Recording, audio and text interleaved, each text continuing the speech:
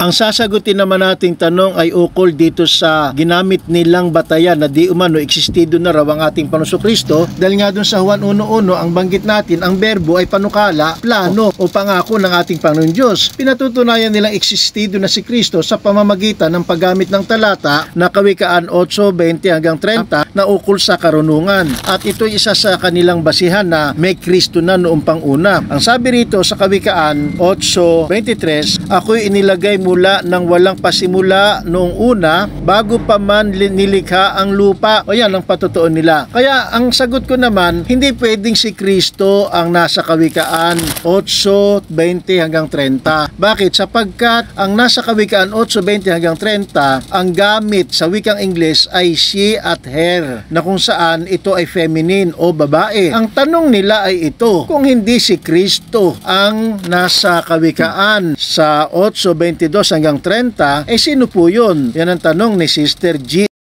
Pareho din naman ng tanong ni Sergio.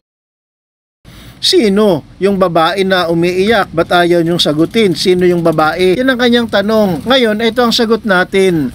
Hindi tao. Kaya walang tanong na sino. Hindi tao ang nasa Kawikaan 8:20 hanggang 30, kundi ito ay karunungan ng ating Panginoong Diyos. Bakit ang banggit ay nagsasalita, ako'y inilagay mula pa ng walang pasimula, ang sabi sa Kawikaan? Dahil ang pangungusap o pagkasulat sa Kawikaan 8 ay personification. Ano po ba ang personification? Sa Tagalog, wikang Pilipino, pagtatao o personifikasyon. Ito ay ginagamit upang pagtaglayin ang mga katangiang pangtao, talino, gawi, kilos at bigyang buhay ang mga bagay na walang buhay sa pamamagitan ng mga pananalitang nagsasaad ng kilos. Sa wikang English naman na may kaugnayan sa Biblia, ito ang personification. Babasahin ko po sa inyo. In the Bible, wisdom is sometimes personified as a woman to illustrate the blessings of being wise. This is done through the use of feminine pronouns such as she.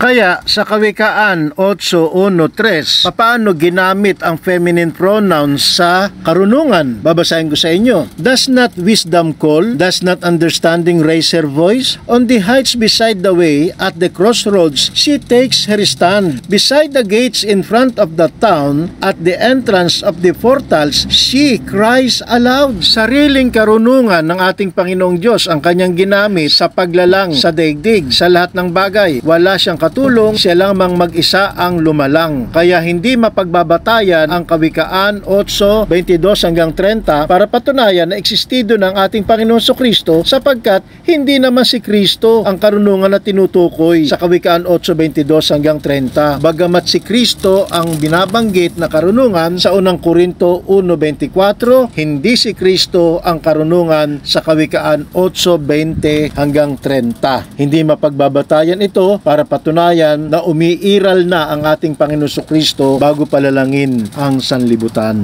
Hanggang dyan lamang po at salamat sa inyong panonood, at sa susunod naman ay kukuha tayo ng katanungan na sasagutin natin sa ating video. Salamat po ng marami sa inyong panonood.